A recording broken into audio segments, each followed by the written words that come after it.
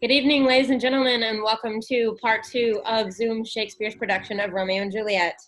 Our cast tonight includes Tyler Holmes as Romeo, Cece Gonzalez as Juliet, Ethan Mock as Mercutio First Watch, Rafael Lozano as Tybalt, Ben Baskin as Benvolio, Rachel Brownhill as Nurse, Jeffrey Merriman as Lord Montague, Seth Ramsey as Lord Capulet, Nora Hahn as Lady Capulet, Will Grimmy as Paris, Jonathan Gonzalez as Friar Lawrence, Alex Goldrich as Prince, Marianne Janeka as First Serving Man, Sarah Hoffman as Second Serving Man, Andrew Schneider as Peter, Paris's page, Christian Peck as Third Musician, Second Watch, Megan Avocado as Balthazar, Musician, Paul Euler as Friar John, First Musician, and myself as the Third Watch. Ladies and gentlemen, oh, and Kayla Peterson as Apothecary. Cool, got it, awesome. Live theater, ladies and gentlemen. Okay, alrighty. Act 3, Scene 1, a public place.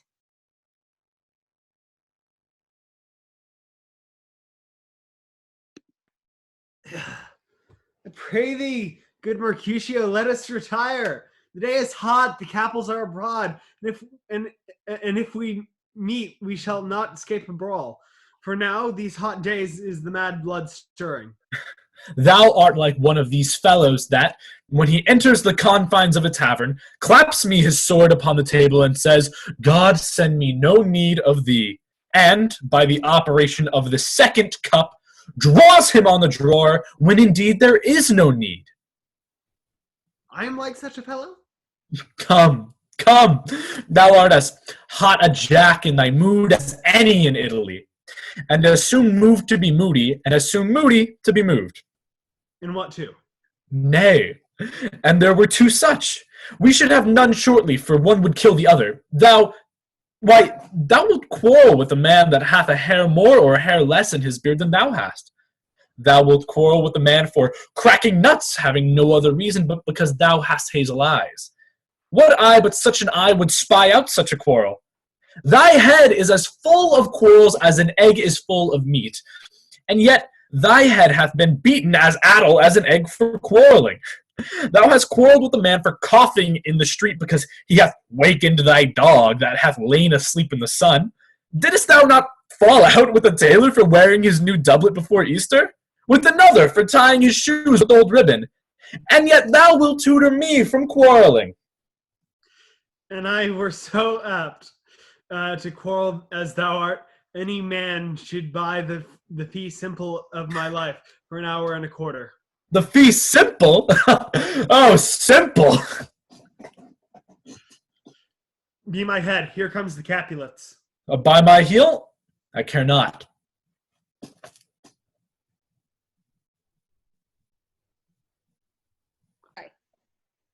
Follow me close, for I will speak to them. Gentlemen, Gooden, a word with one of you?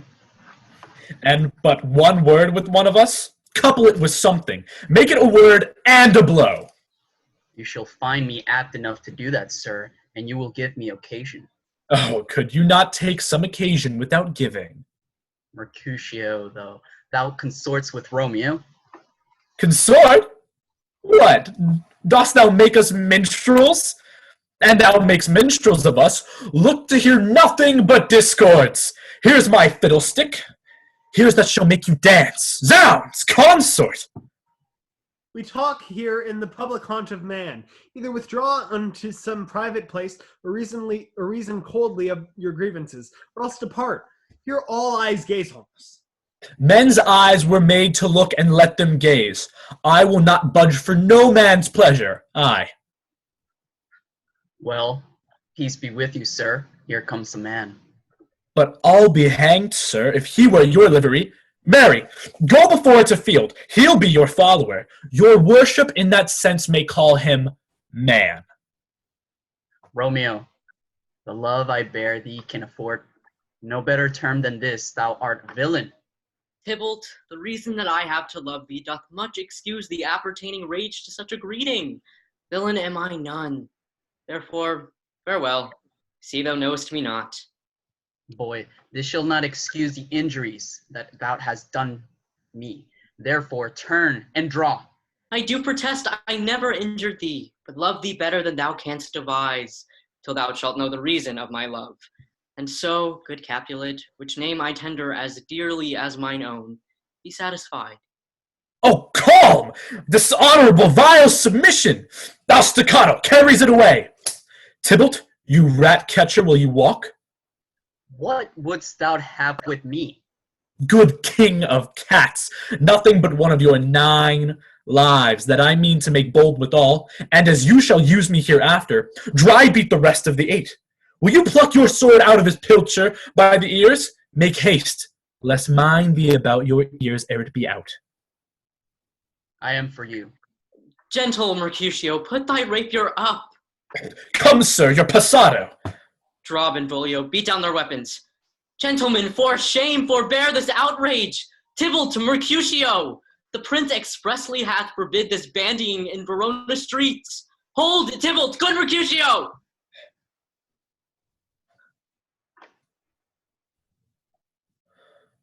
I am hurt. Plague, oh, both your houses! I am sped. Is he gone and hath nothing? What? Are thou hurt? A scratch. A scratch. Mary, 'tis enough. Where is my page? Go! That villain, fetch a surgeon! Courage, man, the hurt cannot be much. No. 'Tis not so deep as a well, nor wide enough as a church door, but 'tis enough. 'Twill serve. Ask for me tomorrow, and you shall find me a grave man. I am peppered. I warrant for this world. The plague, oh, both your houses! Zounds! A dog, a rat, a mouse, the cat to scratch a man to death, the braggart, a rogue, a villain that fights by the book of arithmetic. Why the devil came you between us? I was hurt under your arm. I thought all for the best. No, help me into some house, Benvolio, or I shall faint. The plague of both your houses! They have made worm's meat of me. I have it. And soundly, too. Your houses!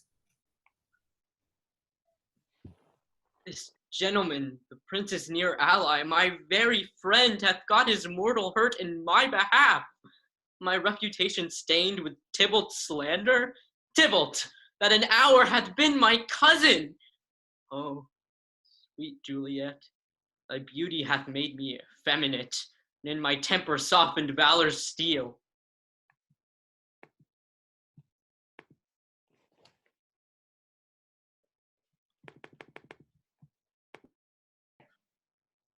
Romeo, brave Mercutio is dead. That gallant spirit hath aspired the clouds, which too untimely he did scorn the earth. This day's black fate on more days doth depend. This but begins the woe others must end. Here comes the furious Tybalt back again. Alive and triumphant, Mercutio slain? Away to heaven, respective lenity, and fire-eyed fury be my conduct now. Now, Tybalt, take the villain back again that late thou gavest to me. For Mercutio's soul is but a little way above our heads, staying for thine to keep him company. Either thou, or I, or both must go with him. Wretched boy that didst consort him here shall with him hence. This shall determine that. Romeo, away, be gone!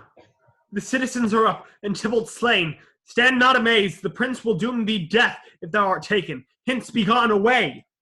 Oh, I am fortune's fool. Why dost thou stay? Which way ran he that killed Romeo? Tybalt, that murderer, which way ran he? There lies that Tybalt. Up, sir, go with me. I charge thee in the name of the prince, obey. Where are the vile beginners of this fray? O noble prince, I can discover all the unlucky manage of this fatal brawl. There lies the man slain by young Romeo that slew thy kinsman brave Mercutio. Tybalt, my cousin, oh, my brother's child. Oh, prince, oh, cousin, husband, oh, the blood is spilled of my dear kinsman. Prince, as thou art true, for blood of ours, shed blood of Montague. Oh, cousin, cousin. Benvolio, who began this bloody fray? Tybalt, here slain, whose Romeo's hands handed slay. Romeo that spoke in him fair, bid him bethink how nice the quarrel was, and urged withal that your high displeasure, all this offered with gentle breath, calm. Look, knees humbly bowed, could not take truce with the unruly spleen of Tybalt, deaf to peace, but that he tilts with piercing steel at bold Mercutio's breast, who, all as hot, turns deadly point to point, and with a martial scorn, with one hand beats the cold dead aside,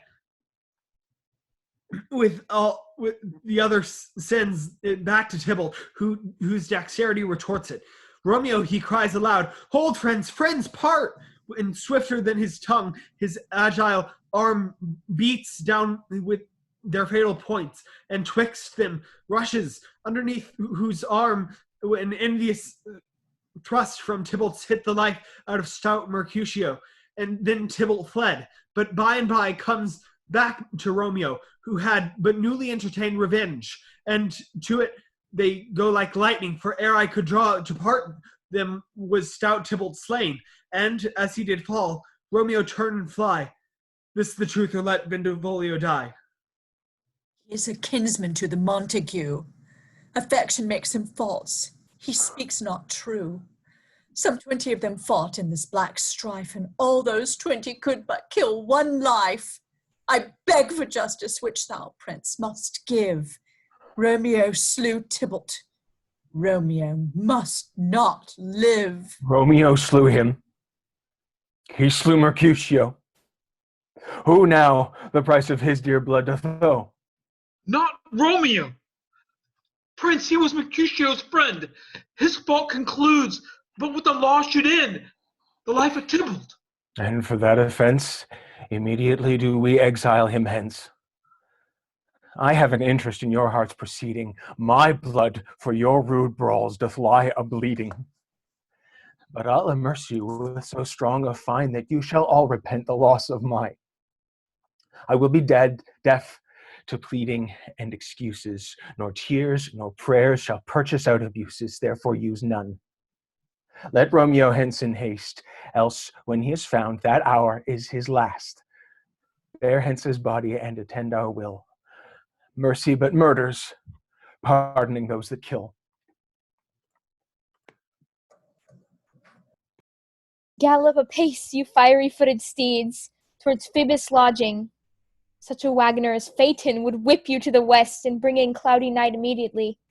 Spread thy close curtain, love-performing night, that runaways' eyes may wink. And Romeo, leap to these arms, untalked of and unseen. Lovers can see to do their amorous rites by their own beauties, or if love be blind, it best agrees with night. Come, civil knight, thou sober-suited matron, all in black, and learn me how to lose a winning match, played for by a pair of stainless maidenhoods. Hood my unmanned blood, bating in my cheeks, with thy black mantles till strange love grow bold. Think true love acted simple modesty. Come, night, come, Romeo, come thou day and night, for thou wilt lie upon the wings of night, whiter than new snow upon a raven's back. Come, gentle night, come, loving black-browed night, give me my Romeo. And when he shall die, take him, and cut him out in little stars, and he will make the face of heaven so fine that all the world will be in love with night, and pay no worship to the garish sun. Oh, I have bought the mansion of a love, but not possessed it, and though I am sold, not yet enjoyed. So tedious is this day, as is the night before some festival to an impatient child that hath new robes and may not wear them. Oh, here comes my nurse, and she brings news, and every tongue that speaks but Romeo's name speaks heavenly eloquence. Now, nurse, what news? What hast thou there? The cords that Romeo bid thee fetch? I, the cords. Ay me, what news? Why dost thou wring thy hands? No, where are they? He's dead. He's dead. He's dead. We are undone, lady. We are undone. Alack the day, he's gone. He's killed. He's dead. Can heaven be so envious? Romeo can, though heaven cannot. Oh, Romeo, Romeo, whoever would have thought it? Romeo. What devil art thou that dost torment me thus? This torture should be roared in dismal hell. Hath Romeo slain himself? Say thou but I, and that bare foul eye shall poison more than the death-darting eye of cockatrice.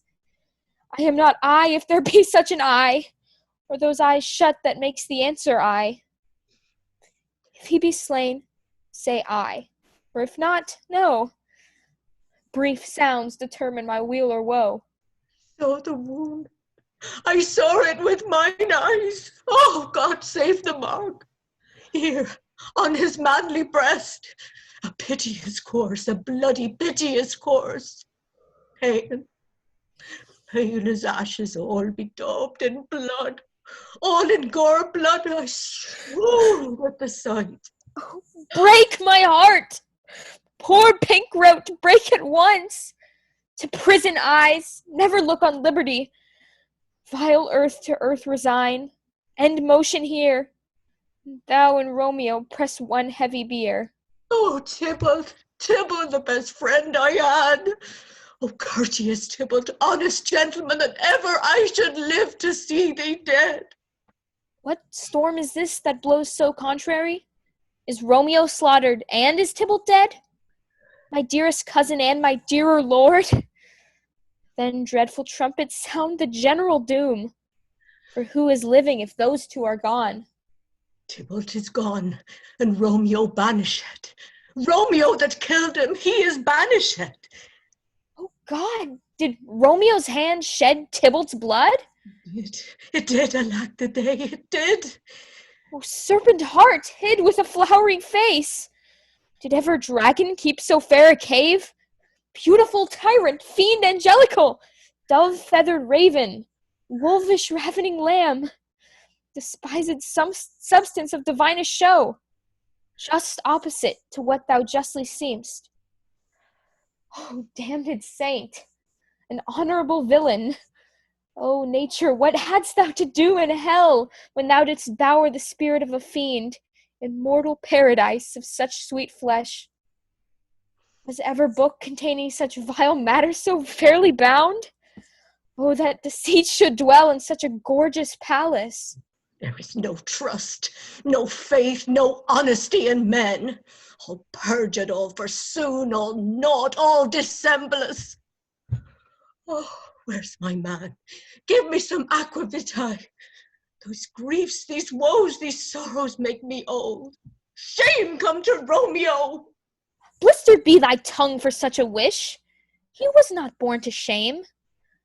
Upon his brow shame is ashamed to sit, for 'tis a throne where honor may be crowned sole monarch of the universal earth. Oh, what a beast was I to chide at him! Will you speak well of him that killed your cousin? Shall I speak ill of him that is my husband? Poor my lord, what tongue shall smooth thy name when I, thy 3 hours' wife, have mangled it? But wherefore, villain, didst thou kill my cousin? That villain cousin would have killed my husband.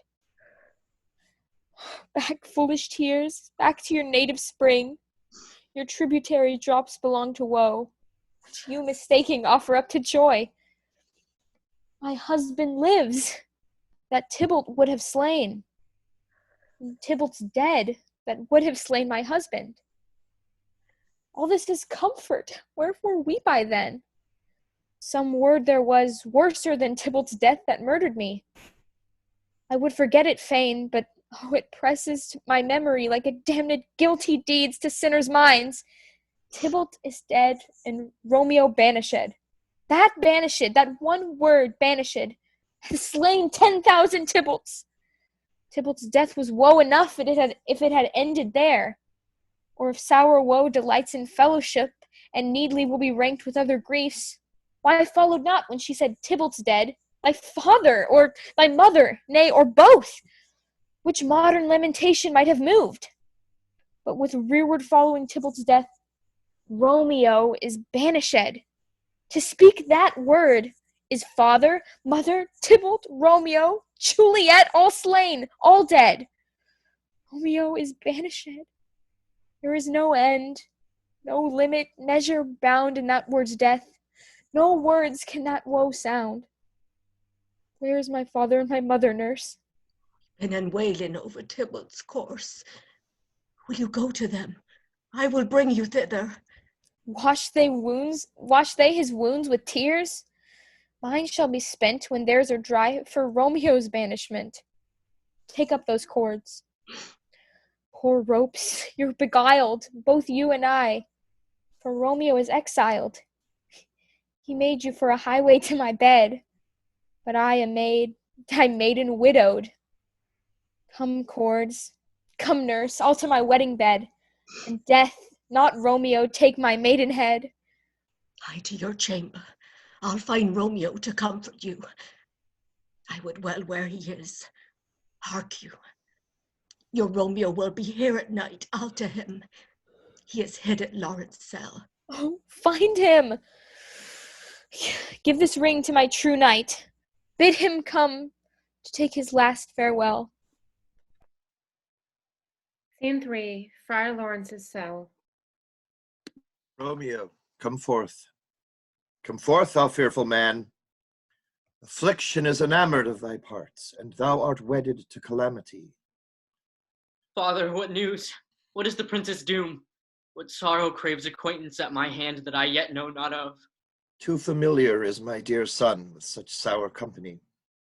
I bring thee tidings of the prince's doom. What less than doomsday is the prince's doom? A gentler judgment vanished from his lips. Not body's death, but body's banishment. Banishment? Be merciful, say death! For exile hath more terror in his look much more than death. Do not say banishment! Here from Verona art thou banished. Be patient, for the world is broad and wide. There is no world without Verona walls, but purgatory, torture, hell itself. Hence banished is banished from the world, and world's exile is death. Then banished is death mistermed. Calling death banished, thou cuttest off my head, thou cuttest my head off with a golden axe, and smilest upon the stroke that murders me. O deadly sin, O rude unthankfulness! Thy fault our law caused death, but the kind prince, taking thy part, hath rushed aside the law and turned that black word death to banishment. This is dear mercy, and thou seest it not. 'Tis torture and not mercy. Heaven is here where Juliet lives. And every cat and dog and little mouse, every unworthy thing, live here in heaven and may look on her, but Romeo may not. More validity, more honorable state, more courtship lives in carrion flies than Romeo. They may seize on the white wonder of dear Juliet's hand and steal immortal blessings from her lips, who, even in pure and vestal modesty, still blush, as thinking their own kisses sin. But Romeo may not. He is banished. Flies may do this, but I from this must fly.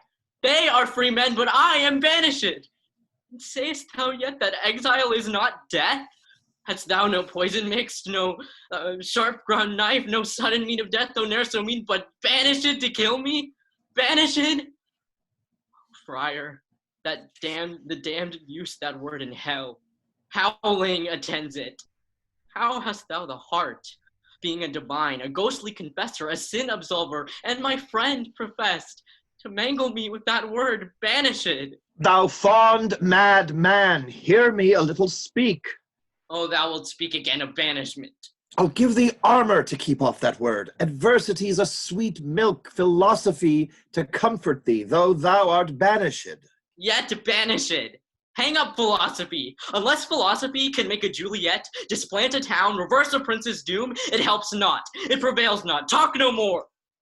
Oh, that I see that madmen have no ears. How should they when that wise men have no eyes? Let me dispute with thee of thy estate.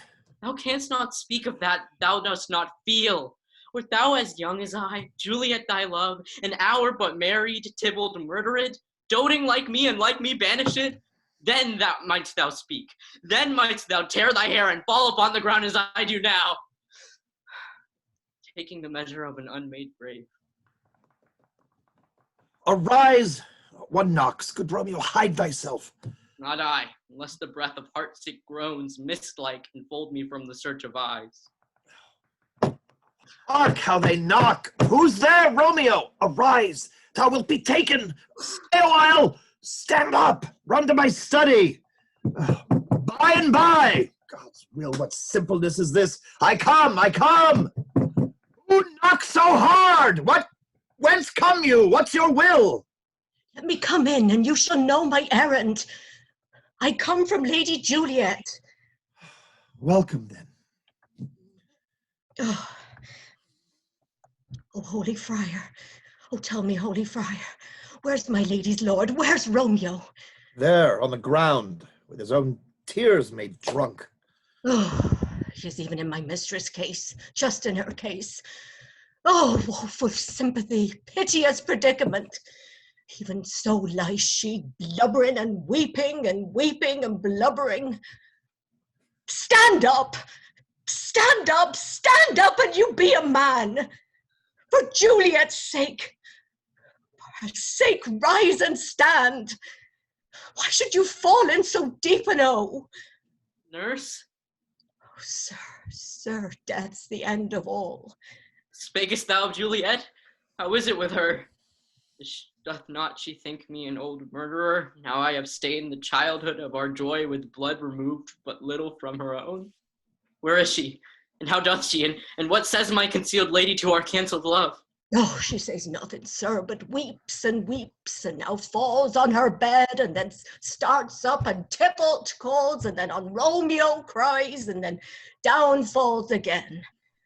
As if that name, shot from the deadly level of a gun, did murder her. As that name's cursed hand murdered her kinsman. Oh, tell me, friar, tell me, in what vile part of this anatomy doth my name lodge?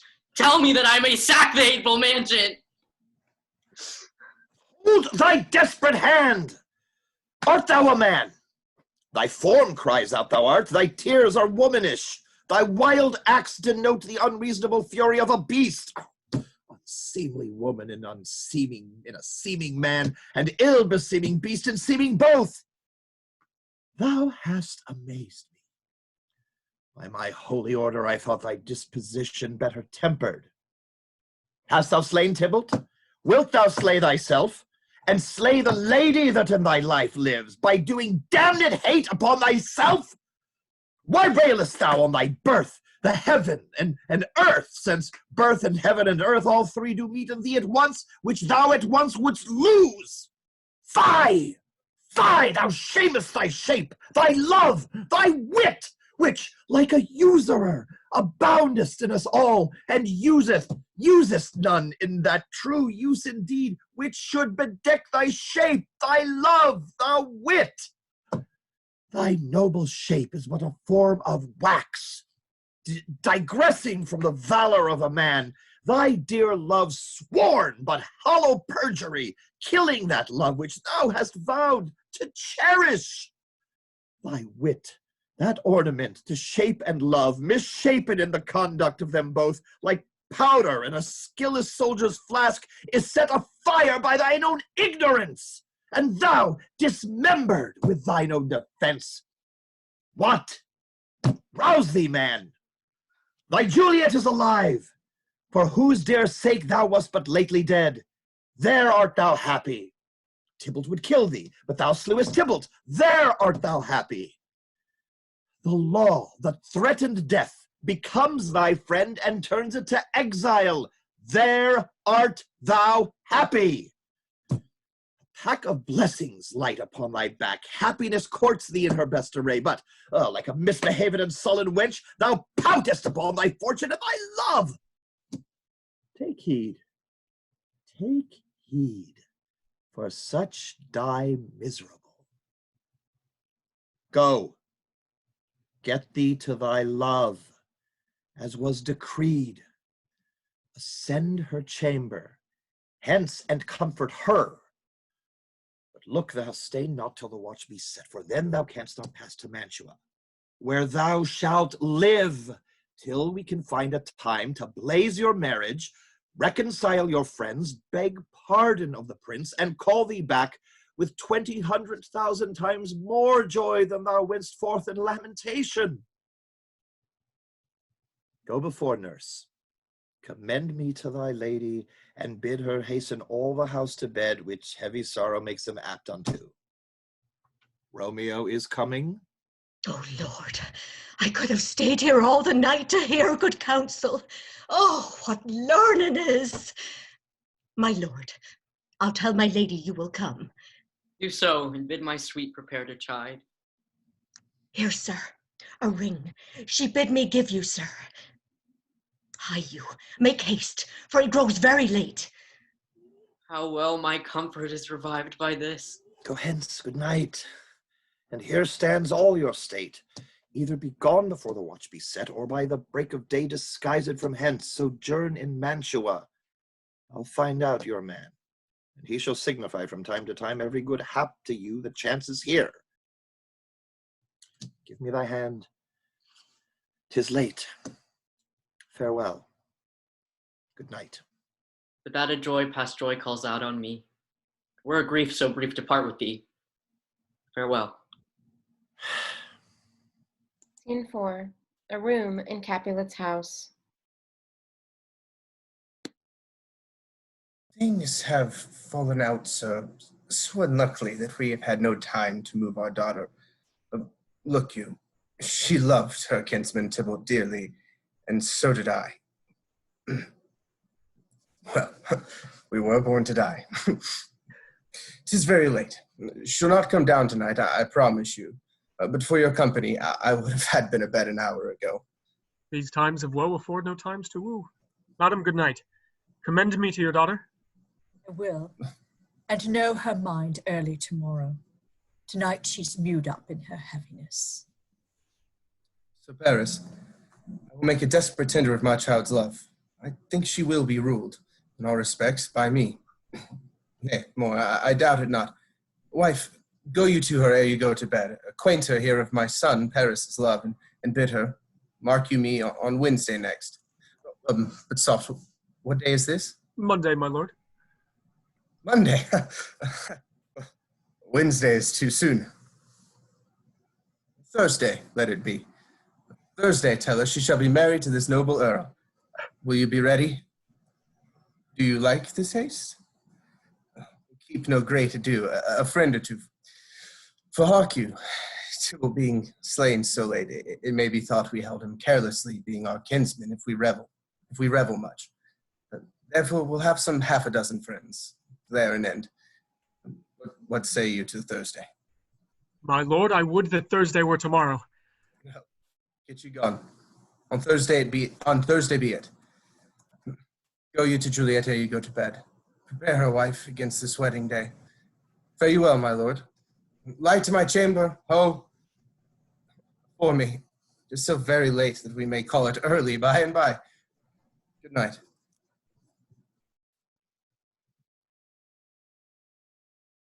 Scene 5. Capulet's orchard. Wilt thou be gone? It is not yet near day. Says the nightingale, not the lark, that pierced the fearful hollow of thine ear. Nightly she sings on yon pomegranate tree. Believe me, love, it was the nightingale. It was the lark, the herald of the morn, no nightingale. Look, love, what envious streaks do lace the severing clouds in yonder east. Night's candles are burnt out, and jocund day stands tiptoe on the misty mountain tops. I must be gone and live, or stay and die. Yond light is not daylight, I know it I. It is some meteor that the sun exhaled, to be to thee this night a torchbearer, and light thee on thy way to Mantua. Therefore stay yet, thou needst not to be gone. Let me be ta'en, let me be put to death. I am content so thou wilt have it so. I'll say yon grey is not the morning's eye, 'tis but the pale reflex of Cynthia's brow. nor that is not the lark whose notes do beat the vaulty heaven so high above our heads. I have more care to stay than will to go. Come, death, and welcome. Juliet wills it so. How is it, my soul? Let's talk. It is not day. It is, it is. I hence be gone away. It is the lark that sings so out of tune, straining harsh discords and unpleasing sharps. Some say the lark makes sweet division. This doth not so, for she divideth us. Some say the lark and loathed toad changed eyes. Oh, now I would they changed voices too, since arm from arm that voice doth us affray, hunting thee hence with hunts up to the day. Thou, be gone, more light and light it grows. More light and light, more dark and dark our woes. Madam. Nurse? Your lady mother's coming to your chamber. The day is broke. Be wary. Look about. Then window, let day in and let life out. Farewell, farewell. One kiss and I'll descend. Art thou gone so? Love, lord, high husband, friend, I must hear from thee every day in the hour, for in a minute there are many days. Oh, by this count I shall be much in years, ere I again behold my Romeo. Farewell. I will omit no opportunity that may convey my greetings, love, to thee. Oh, thinkest thou we shall ever meet again? I doubt it not, and all these woes shall serve for sweet discourses in our time to come. Oh God, I have an ill-divining soul. Methinks I see thee now, thou art so low as one dead in the bottom of a tomb. Either my eyesight fails, or thou lookest pale. Entrust me, love, and my eye so do you. Dry sorrow drinks our blood. Adieu, adieu. Oh, fortune, fortune, all men call thee fickle. If thou art fickle, what dost thou with him that is renowned for faith?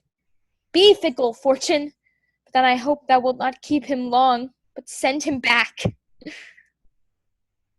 Oh, daughter, are you up? Who is it that calls? It is my lady mother. Is she not down so late or up so early? What accustomed cause procures her hither? Why, how now, Juliet? Madam, I am not well. Oh, evermore weeping for your cousin's death. What, wilt thou wash him from his grave with tears? And if thou couldst not make him live. Therefore have done. Some grief shows much of love, but much of grief shows still some want of wit. Yet let me weep for such a feeling loss. So shall you feel the loss, but not the friend which you weep for. Feeling so the loss, I cannot choose but ever weep the friend. Oh, girl, thou weepest not so much for his death as that the villain lives which slaughtered him. What villain, madam? That same villain, Romeo. Villain and he be many miles asunder. God pardon him, I do with all my heart.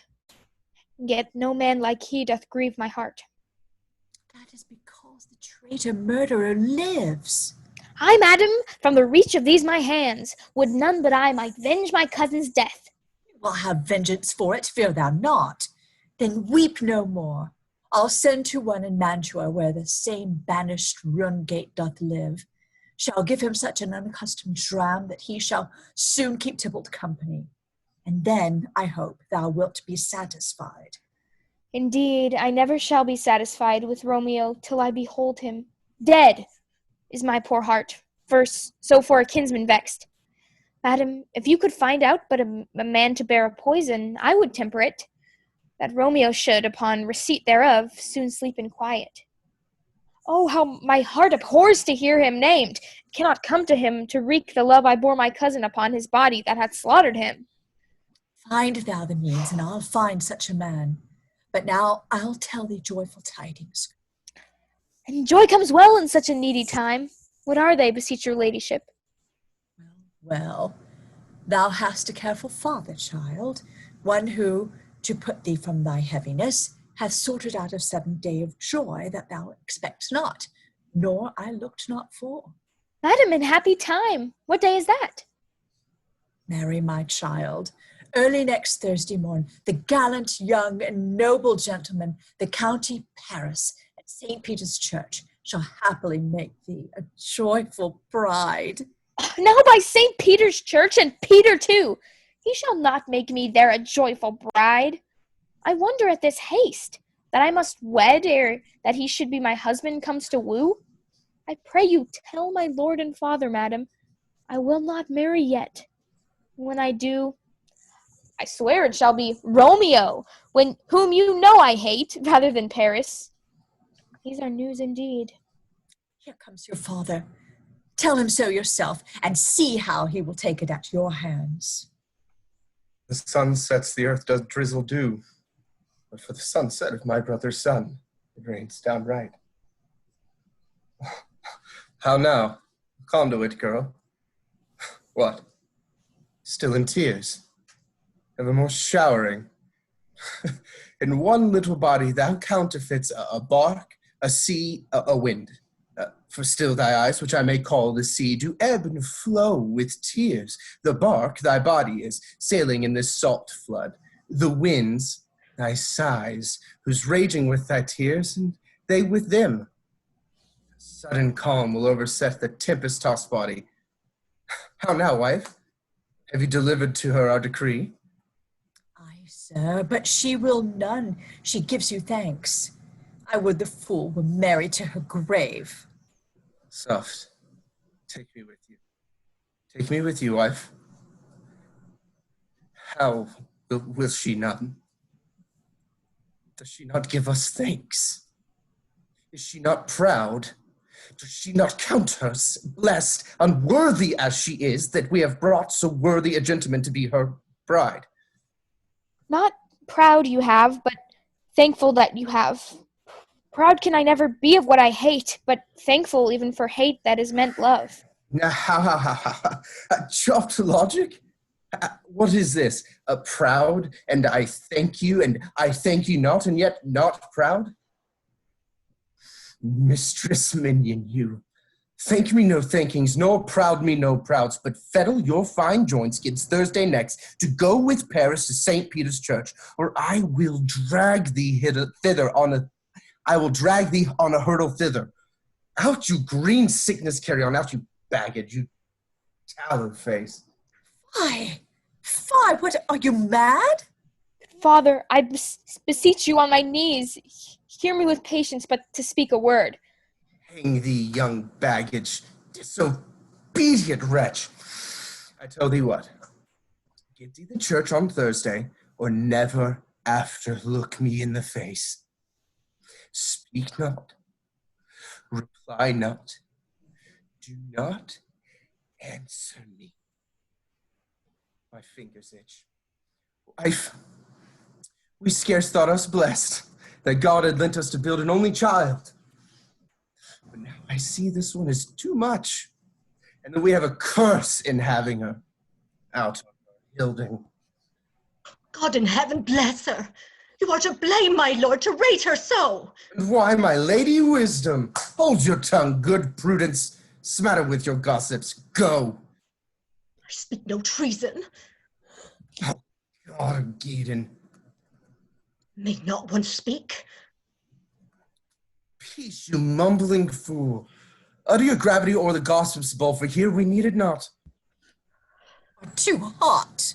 God spread, it makes me mad. Day, night, hour, tide, time, work, play, alone, in company, still my care hath been to have her matched. And having now provided a gentleman of noble parentage, of fair demesnes, youthful and nobly lined, stuffed, as they say, with honorable parts, proportioned as one's thought would wish a man, and then to have a wretched, puling fool, a whining mammet in her fortune's tender answer, I'll not wed, I cannot love, I am too young, I pray you, pardon me, but ere you will not wed, I'll pardon you. Raise where you will, you shall not house with me. Look to it. Think on it. I do not use to jest. Thursday is near. Lay hand on heart. and you be mine, I'll give you to my friend. And you be not, hang, beg, starve, die in the streets. For by my soul I'll ne'er acknowledge thee. But what is mine shall never do thee good. Trust to it. I thank you. I'll not be forsworn. Is there no pity sitting in the clouds that sees into the bottom of my grief? Sweet my mother, cast me not away. Delay this marriage for a month, a week. Or if you do not, make the bridal bed in that dim monument where Tybalt lies. Talk not to me, for I'll not speak a word. Do as thou wilt, for I have done with thee. Oh, God! Nurse, how shall this be prevented? My husband is on earth, my faith in heaven. How shall that faith return again to earth, unless that husband send it me from heaven by leaving earth? Comfort me, counsel me. Alack, that heaven should practice stratagems upon so soft a subject as myself. What sayest thou? Hast thou not a word of joy? Some comfort, nurse. Faith, here it is. Romeo is banished, and all the world to nothing, that he dares ne'er come back to challenge you. Or if he do, it needs must be by stealth. Then, since the case so stands as now it doth, I think it best you marry with the county. Oh, he's a lovely gentleman. Romeo's a dish cloud to him, an eagle, madam. Have not so green, so quick, so fair an eye as Paris hath. Beshrew my very heart, I think you are happy in this second match, for it excels your first, or if it did not, your first is dead. Oh, 'twere as good as he were as living here, and you have no use of him. Speakest thou from thy heart? And from my soul too, else beshrew them both. Amen. What? Well, thou hast comforted me marvellous much. Go in and tell my lady I am gone, having displeased my father, to Lawrence' cell, and make confession, and to be absolved. Marry, I will, and this is wisely done.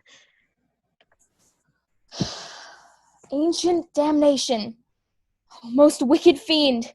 Is it more sin to wish me thus forsworn, or to dispraise my lord with that same tongue which she hath praised him with above compare so many thousand times? Go, counselor, thou and my bosom henceforth shall be twain. Call to the friar to know his remedy. If all else fail, myself have the power to die.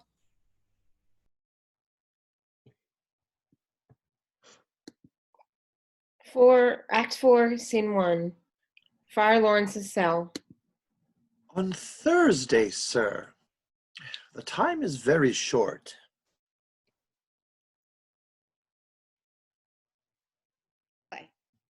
My father Capulet will have it so, and I am nothing slow to slack his haste.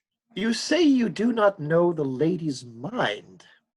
Uneven is the course, I like it not. Immoderately she weeps for Tybalt's death, and therefore have I little talk of love, for Venus smiles not in a house of tears.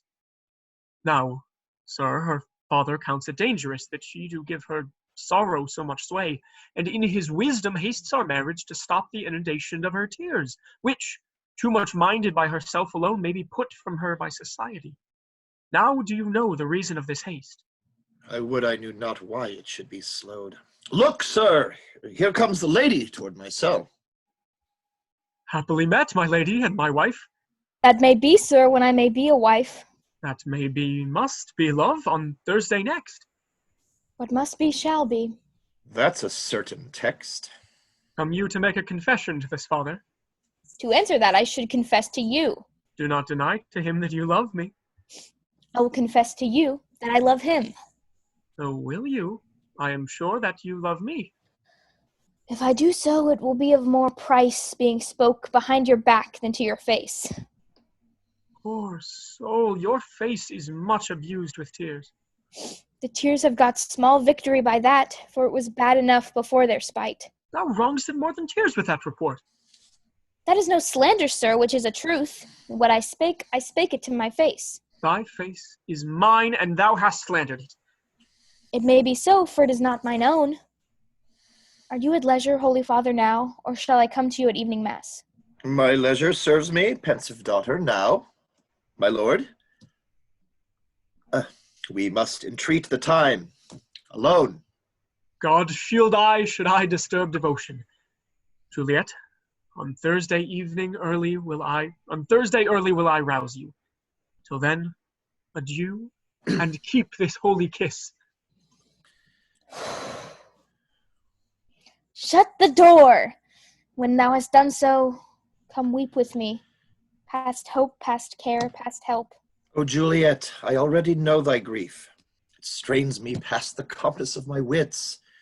I hear thou must, and nothing may prorogue it, on Thursday next be married to this county. Tell me not, friar, that thou hearest of this, unless thou tell me how I may prevent it. If in thy wisdom thou canst give no help, do thou but call my resolution wise. With this knife I'll help it presently. God joined my heart and Romeo's, thou our hands, and ere this hand, by thee to Romeo sealed, shall be the label to another deed. For my true heart with treacherous revolt turned to another, this shall slay them both. Therefore, out of thy long experienced time, give me some present counsel, or behold, twixt my extremes and me this bloody knife shall play the umpire, arbitrating that which the commission of thy years and art could to no issue of true honor bring. Be not so long to speak. I long to die if what thou speakest speak not of remedy. Hold, daughter. I do spy a kind of hope, which craves as desperate an execution as that is desperate which we would prevent, if, rather to marry County Paris, thou hast the strength of will to slay thyself, then it is likely thou wilt undertake a thing like death to chide away this shame that copest with death himself to escape from it, and if thou darest, I'll give thee remedy. Oh, bid me leap rather than marry Paris from off the battlements of any tower, or walk in thievish ways, or bid me lurk where serpents are. Chain me with roaring bears, or hide me nightly in a charnel house, or uncovered quite with dead men's rattling bones, with reeky shanks and yellow chapless skulls. Or bid me go into a new-made grave, and hide me with a dead man in his shroud. Things that to hear them told have made me tremble. And I will do it without fear or doubt, to live an unstained wife to my sweet love. Hold then. Go home. Be merry. Give consent to marry Paris. Wednesday is tomorrow. Now tomorrow night, look that thou lie alone. Let not the nurse lie with thee in thy chamber. Take thou this vial. Being then in bed, and this distilled liquor drink thou off. And presently through all thy veins thou shalt run a cold and drowsy humor, for no pulse shall keep his native progress, but surcease. No warmth, no breath shall testify thou livest. The roses in thy lips and cheeks shall fade to paly ashes. Thy eyes' windows fall like death when he shuts up the day of life. Each part, deprived of supple government, shall stiff and stark of cold appear like death, and in this borrowed likeness of shrunk death, thou shalt continue 42 hours, and then awake as from a pleasant sleep. Now, when the bridegroom in the morning comes to rouse thee from thy bed, there art thou dead. Then, as in the manner of our country is, in thy best robes uncovered on the bier, thou shalt be borne to that same ancient vault where all the kindred of the Capulets lie. In the meantime, against thou shalt awake, shall Romeo by my letters know our drift, and hither shall he come, and he and I will watch thy waking. And that very night shall Romeo bear thee hence to Mantua, and this shall free thee from this present shame, if no inconstant toy or Womanish fear abate the valor in the acting it. Give me, oh, tell me not of fear. Go, hold, get you gone. Be strong and prosperous in this resolve. I'll send a friar with speed to Mantua with letters to my lord. Love, give me strength, and strength shall help afford. Farewell, dear father. Act 4, Scene 2.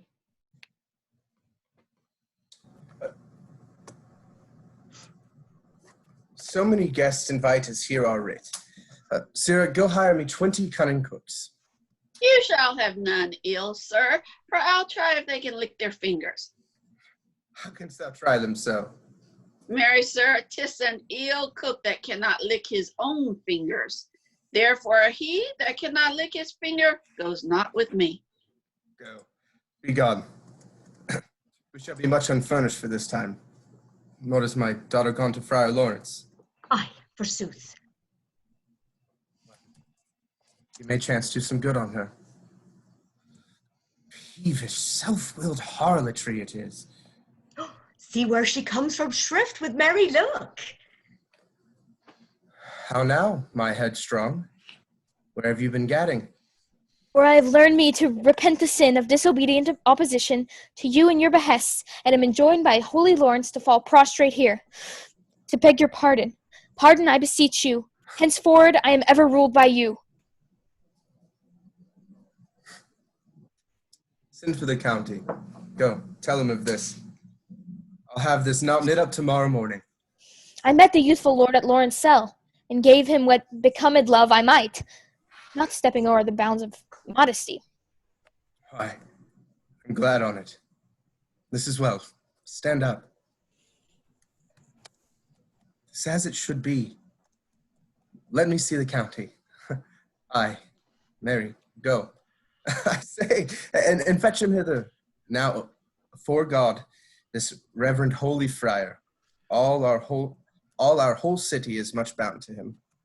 Nurse, will you go with me into my closet to help me sort such needful ornaments as you think fit to furnish me tomorrow?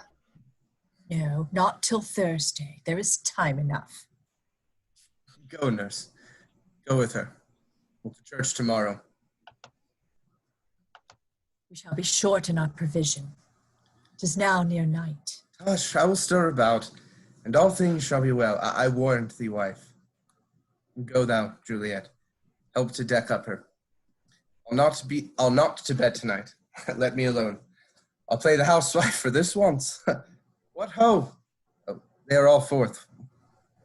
I'll walk myself to County Paris to prepare up him against tomorrow. My heart is wondrous light since the same wayward girl is so reclaimed.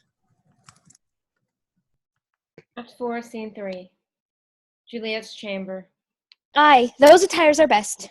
But, gentle nurse, I pray thee leave me to myself tonight. For I have need of many orisons to move the heavens to smile upon my state, which well knowest is cross and full of sin. What, are you busy, ho?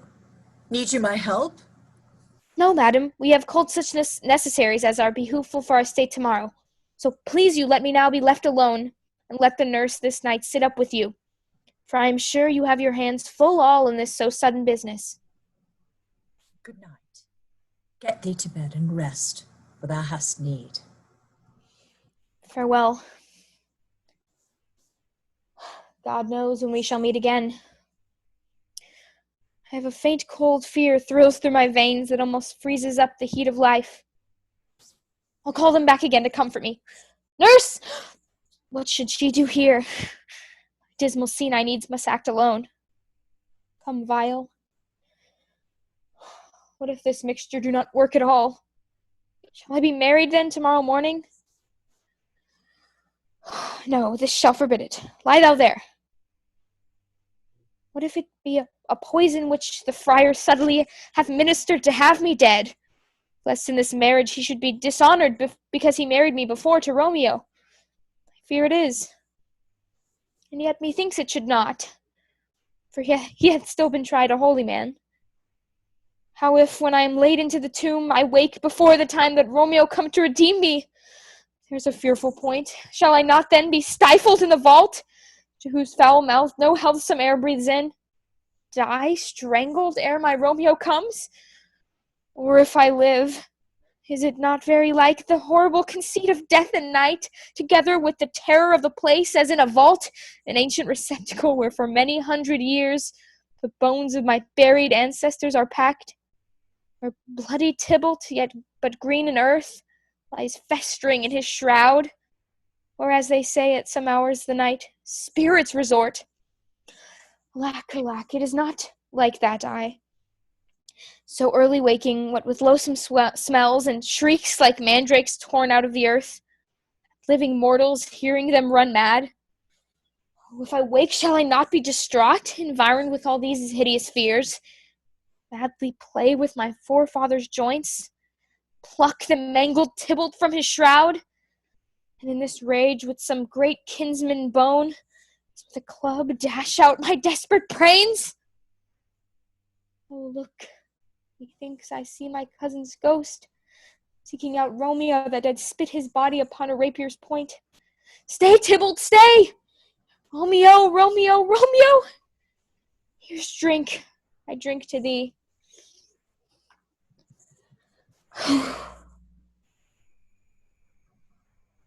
Act 4, Scene 4. Hold. Oh, and Take these keys and fetch more spices, nurse. They call for dates and quinces in the pastry. Stir, stir, stir, the second cock hath crowed. The curfew bell hath rung, 'tis 3 o'clock. Look to the baked meat, good Angelica, spare no cost, spare not for cost. Go, you god queen, go! Get you to bed! And you'll be sick tomorrow for this night's watching. No, not a whit. What, I have watched ere now all night for lesser cause, and ne'er been sick. Aye, you have been a mouse hunting your time, but I will watch you from such a watching now. A jealous hood, a jealous hood. Now, fellow, what is there? Things for the cook, sir, but I know not what. Make haste, make haste.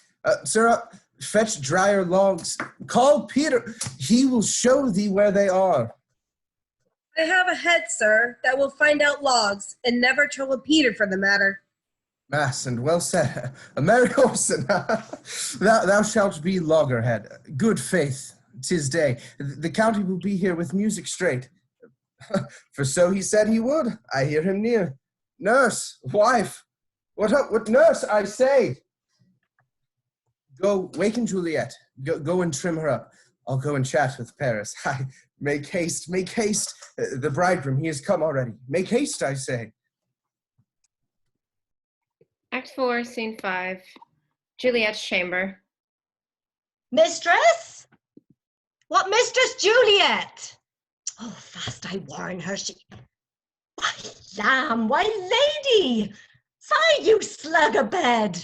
Why, love, I say, madam, sweetheart. My bride? What? Not a word? You take your penny worth now. Sleep for a week, for the next night, I warrant the county parent hath set up his rest, that you shall rest but little. God forgive me, marry and amen. How sound is she asleep? I needs must wake her. Madam, madam, madam. Oh, let the county take you in your bed. He'll fright you up, i' faith. Will it not be? What? Dressed and in your clothes and down again? Oh, I must needs wake you. Lady! Lady! Lady? Alas! Alas! Help! Help! My lady's dead! Oh, where is he that ere I was born? Some aquafateo! My lord! My lady! What noise is here? Oh, lamentable day! What is the matter? Look! Look! Oh, heavy day! Oh, me, my child, my only life, revive! Look up, or I will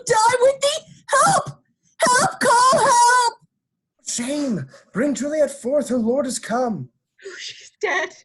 Deceased. She's dead. Alack the day. Alack the day. She's dead. She's dead. She's dead. Let me see her. God, alas. She's cold. Her blood is settled. Her joints are stiff. Life and these lips have long been separated. Death lies on her like an untimely frost upon the sweetest flower of all the field. Lamentable day. Woeful time. That a tainer hits and make me wail.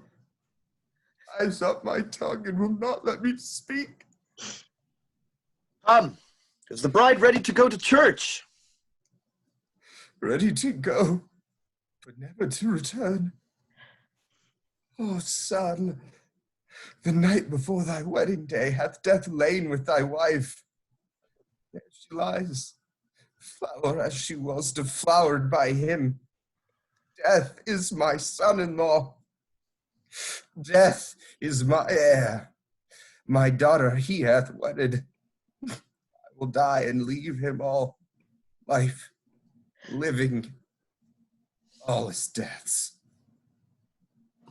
I thought long to see this morning's face. And doth it give me such a sight as this? Accursed, unhappy, wretched, hateful day! Most miserable hour that e'er time saw in lasting labor of this pilgrimage. But one poor and loving child, but one thing to rejoice and solace in. Cruel death had catched it from my sight. Woeful day. Most lamentable day, most woeful day that ever I did yet behold. Day, oh day, oh hateful day. Never was seen so black a day as this. Oh, woeful day, woeful day. Beguiled, divorced, wronged, spited, slain, most detestable death by thee beguiled, by cruel thee quite overthrown. Oh, love, oh, life, no, not life, but love in death. Despised, distressed, hated, martyred, killed. Comfortable time, why camest thou now to murder? Murder our solemnity. Oh, child. My soul and not my child. Dead art thou. Alack, my child is dead, and with my child my joys are buried. Peace, ho, for shame. Confusion's cure lives not on these confusions. Heaven and yourself had part in this fair maid. Now heaven hath all, and all the better is it for the maid. Your part in her you could not keep from death, but heaven keeps his part in eternal life. The most you sought was her promotion, and for 'twas your heaven she should be advanced, and weep you now, seeing she is advanced above the clouds, as high as heaven itself? Oh, in this love you love your child so ill that you run mad, seeing that she is well. She's not well married that lives married long, but she's best married that dies married young. Dry up your tears, and stick your rosemary on this fair course, and as the custom is, and in her best array, bear her to church. For though fond nature bids us all lament, yet nature's tears are reason's merriment. Things that we ordained festival turn from their office to black funeral. Our instruments to melancholy bells, a wedding cheer to a sad burial feast. Our solemn hymns to sullen dirges change. Our bridal flowers serve for a buried corse, and all things change them to the contrary. Sir, go you in, and madam go with him. And go, Sir Paris, everyone prepare to follow this fair course unto her grave. The heavens do lour upon you for some ill. Move them no more by crossing their high will. Faith, we may put up our pipes and be gone. Honest good fellows, put up, put up. When you know this is a pitiful case. Aye, by my troth, the case may be amended. And musicians, oh musicians, heartsease, that when you will have me live, play heartsease. Why heart's ease? Oh musicians, because my heart itself plays, my heart is full. Oh, play me some merry dump to comfort me. Not a dump we, 'tis no time to play now. You will not then? No. I will then give it you soundly. What will you give us? No money on my face, but the Greek. I will give you the minstrel. Well, will I give you the serving creature? Then I will lay the serving creature's dagger on your pate. I will carry no crotchets. I'll ray you. I'll faw you. Do you note me? And you ray us and faw us. You note us. Pray you, put up your dagger and put out your wit. Then have at you with my wit. I will dry beat you with an iron wit, and put up my iron dagger. Answer me like men. When griping griefs the heart doth wound, and doleful dumps the mind oppress, then music with a silver sound.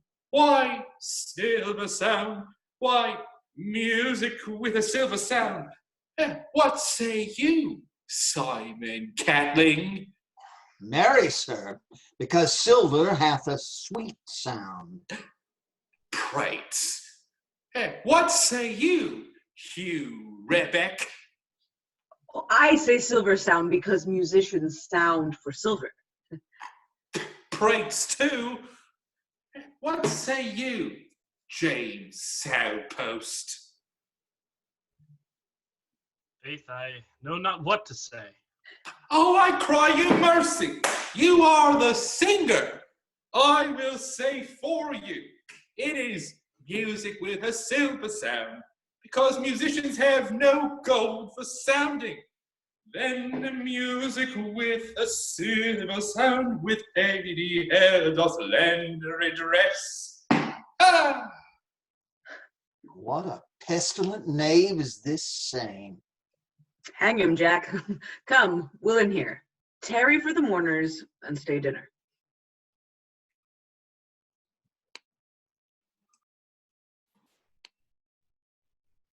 Act 5, Scene 1. If I may trust the flattering truth of sleep, my dreams presage some joyful news at hand. My bosom's lord sits lightly in his throne, and all this day an unaccustomed spirit lifts me above the ground with tearful thoughts. I dreamt my lady came and found me dead, strange dream that gives a dead man leave to think, and breathed such life with kisses in my lips that I revived and was an emperor. Ah me, how sweet is love itself possessed when but love's shadows are so rich in joy. News from Verona! How now, Balthazar? Dost thou not bring me letters from the friar? How doth my lady? Is my father well? How doth my Juliet? That I ask again, for nothing can be ill if she be well. And she is well, and nothing can be ill. Her body sleeps in Capel's monument, and her immortal part with angels lives. I saw her laid low in her kindred's vault, and presently took post to tell it you. Pardon me for bringing these ill news, since you did leave it for my office, sir. Is it e'en so? Then I don't deny you, stars! Thou knowest my lodging. Give me ink and paper, and hire post horses. I will hence tonight. I do beseech you, sir, have patience. Your looks are pale and wild, and do import some misadventure. Tush, thou art deceived. Leave me and do the thing I bid thee do. Hast thou no letters to me from the friar? No, my good lord. No matter. Get thee gone, and hire those horses. I'll be with thee straight. Well, Juliet, I will lie with thee tonight. Let's see for means. Oh, mischief, thou art swift to enter in the thoughts of desperate men. I do remember an apothecary, and hereabouts he dwells, which late I noted in tattered weeds with overwhelming brows, culling of simples. Meager were his looks, sharp misery had worn him to the bones, and in his needy shop a tortoise hung, an alligator stuffed, and other skins of ill-shaped fishes, and about his shelves a beggarly account of empty boxes, green earthen pots, bladders, and musty seeds. Remnants of pack thread and old cakes of roses were thinly scattered to make up a show. Noting this penury, to myself I said, and if a man did need a poison now, whose sale is present death in Mantua, here lives a caitiff wretch would sell it him. Oh, the same thought did but forerun my need, and the same needy man must sell it me. As I remember, this should be the house. Being holiday, the beggar shop is shut. What ho, apothecary! Who calls so loud? Come hither, man. I see that thou art poor. Hold, there is 40 ducats. Let me have a dram of poison, such soon-speeding gear as will disperse itself through all the veins, that the life-weary taker may fall dead, and that the trunk may be discharged of breath as violently as hasty powder fired doth hurry from the fatal cannon's wound. Such mortal drugs I have, but Mantua's law is death to any he that utters them. Art thou so bare and full of wretchedness, and fearest to die? Famine is in thy cheeks, need and oppression starveth in thy eyes, contempt and beggary hangs upon thy back. The world is not thy friend, nor the world's law. The world affords no law to make thee rich. Then be not poor, but break it, and take this. My poverty, but not my will, consents. I pay thy poverty, and not thy will. Put this liquid thing you will, and drink it off. And if you had the strength of 20 men, it would dispatch you straight. There is thy gold, worse poison to men's souls, doing more murders in this loathsome world than these poor compounds that thou mayst not sell. I sell thee poison, thou hast sold me none. Farewell, buy food and get thyself in flesh. Come, cordial and not poison, go with me to Juliet's grave, for there I must use thee.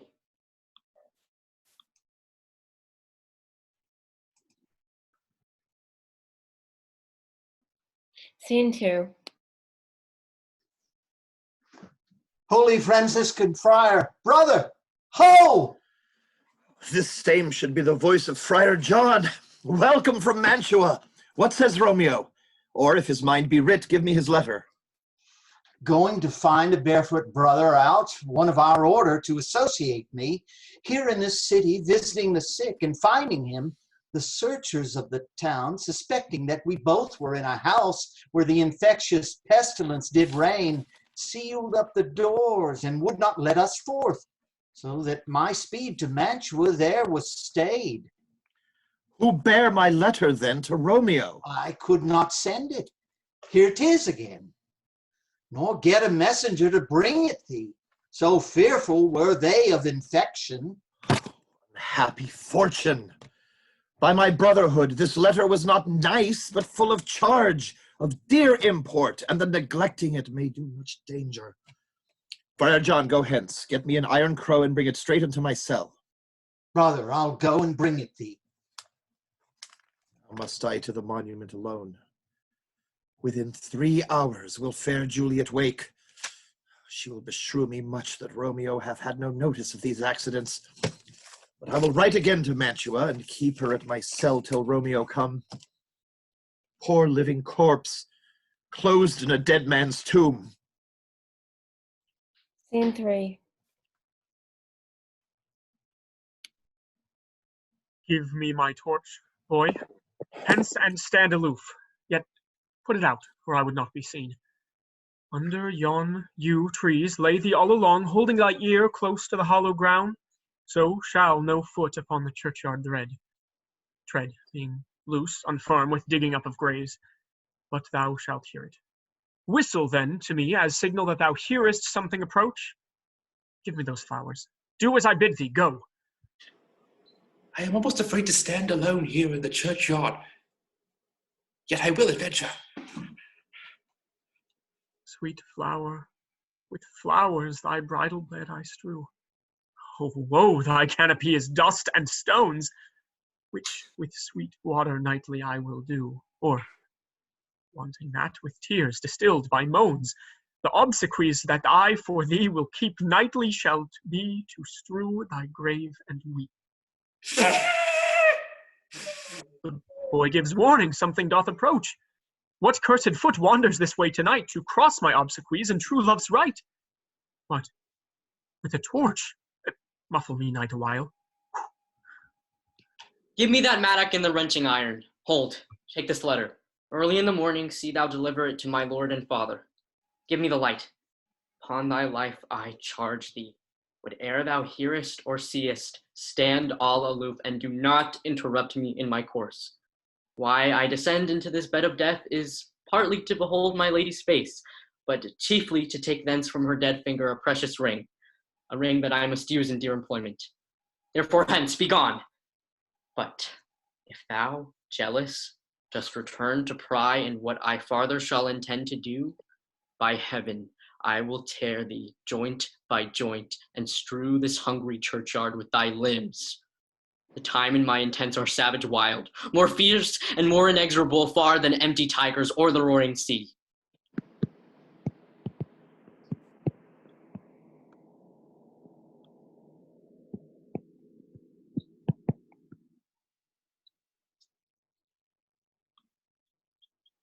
Scene 4.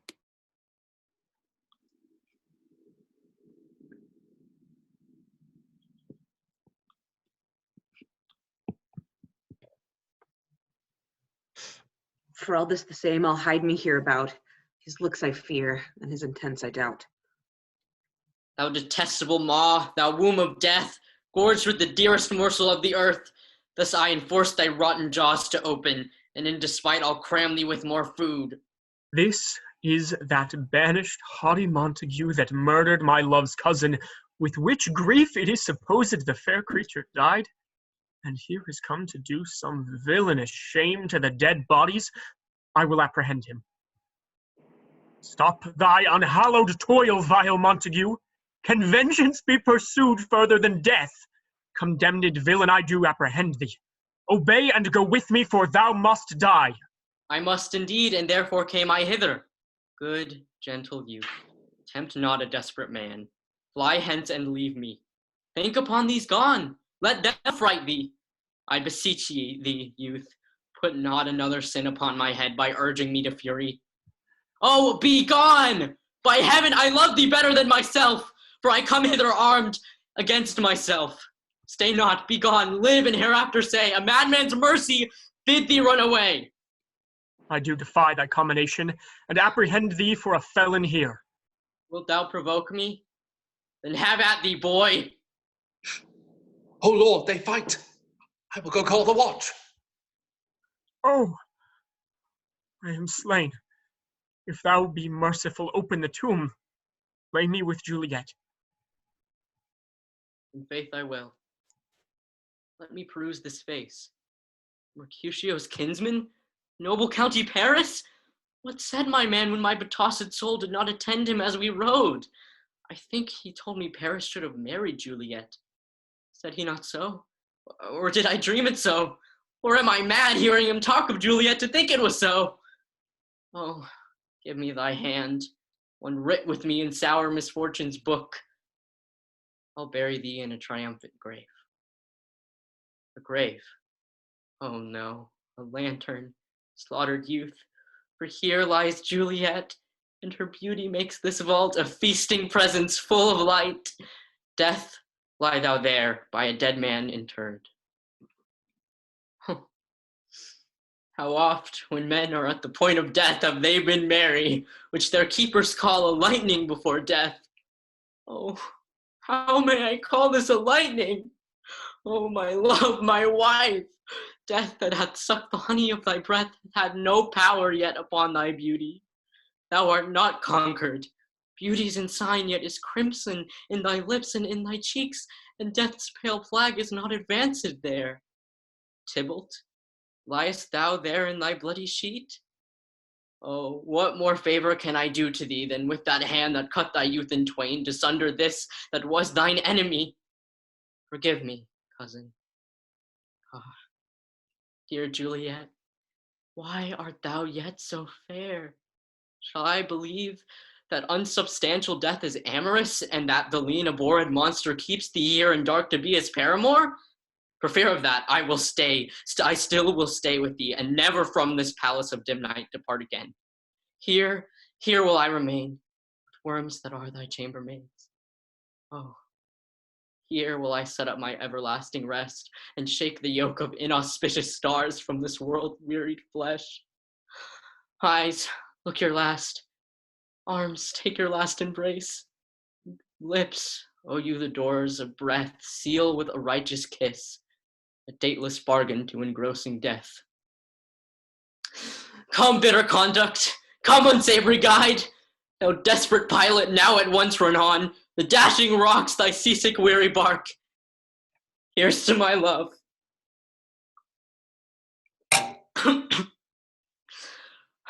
Oh, true apothecary, thy drugs are quick. Thus with a kiss, I die. St. Francis be my speed! Oh, how oft tonight my old feet have stumbled at graves. Who's there? Here's one, and one that knows you well. Bliss be upon you. Tell me, good my friend, what torch is yond that vainly lends his light to grubs and eyeless skulls? As I discern, it burneth in the Capel's monument. It doth so, holy sir, and there's my master, one that you love. Who is it? Romeo. How long hath he been there? Full half an hour. Go with me to the vault. I dare not, sir. My master knows not, but I am gone hence, and fearfully did menace me with death if I did stay to look on his intents. Stay then, I'll go alone. Fear comes upon me. Oh, much I fear some ill unthrifty thing. Sleep under this yew tree here, I dreamt my master and another fought, and that my master slew him. Romeo!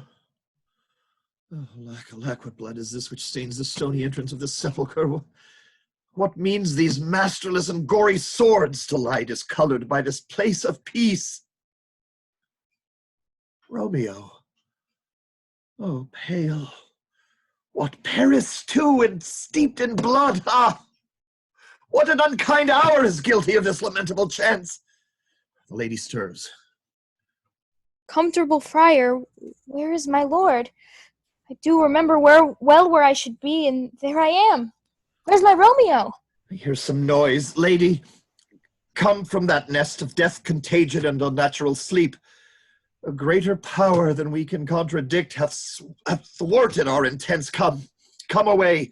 Thy husband in thy bosom lays there dead, and Paris too, come, I'll dispose of thee among a sisterhood of holy nuns. Stay not to question, for the watch is coming. Come, go, good Juliet. I dare no longer stay. Go, get thee hence, for I will not away. What's here? A cup closed in my true love's hand. Poison, I see, hath been his timeless end. Who churl drunk all, left no friendly drop to help me after. I will kiss thy lips, haply some poison yet doth hang on them. Make me die with a restorative. Thy lips are warm. Lead, boy, which way? Yea, noise, and I'll be brief. Happy dagger, this is thy sheath. There rest and let me die. This is the place. There, where the torch doth burn. The ground is bloody. Search about the churchyard.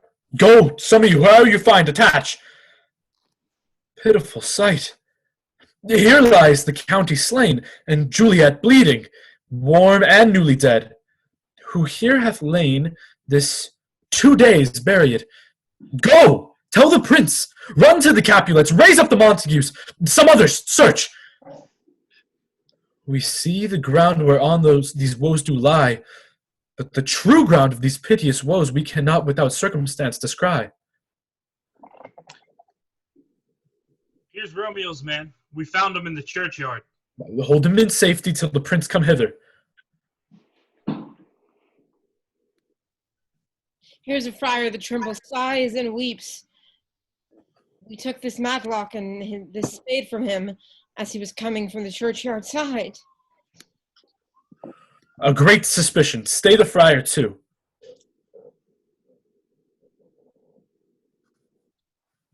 What misadventure is so early up that calls our person from our morning rest? What should it be that so shrieked abroad?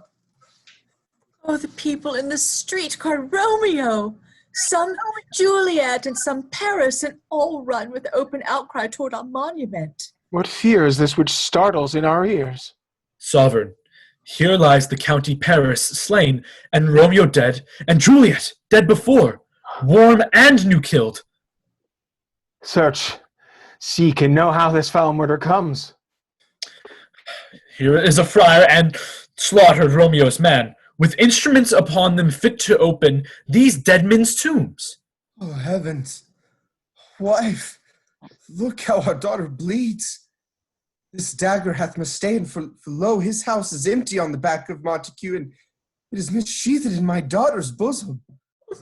Me, this sight of death is as a bell that warns my old age to a sepulchre. Come, Montague, for thou art early up to see thy son and heir now early down. Alas, my liege, my wife is dead tonight. Grief of my son's exile has stopped her breath. What further woe conspires against mine age? Look, and thou shalt see. O thou untaught! What manners is in this? To press before thy father to a grave! Seal up the mouth of outrage for a while till we can clear these ambiguities and know their spring, their head, their true descent. And then will I be general of your woes and lead you even to death. Meantime forbear, and let mischance be slave to patience. Bring forth the parties of suspicion. I am the greatest, able to do least, yet most suspected, as the time and place doth make against me of this direful murder. And here I stand, both to impeach and purge, myself condemned and myself excused. Then say at once what thou dost know of this. I will be brief, for my short date of breath is not so long as is a tedious tale. Romeo, their dead, was husband to that Juliet, and she, their dead, that Romeo's faithful wife.